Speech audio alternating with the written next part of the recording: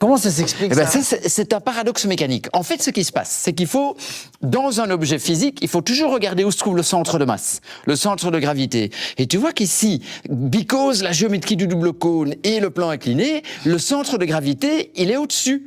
Et donc, en fait, ce que fait le centre de gravité, c'est qu'il descend. Il veut pas remonter, parce qu'en fait, le centre de gravité qui se trouve à l'intérieur du double cône, on est en train de le faire monter parce que le double cône est ainsi construit que quand il va sur un plan incliné qui est si tu veux, en diagonale, eh bien, le centre de gravité remonte. Alors attends, si jamais on va dire ton lanceur ici était beaucoup plus long, est-ce qu'il pourrait monter vraiment des mètres et des mètres? Oui, mais sauf que on triche un peu avec les termes, si tu veux. Pour nous, on dit que c'est monté parce que quelque part ici, on voit bien que ça descend.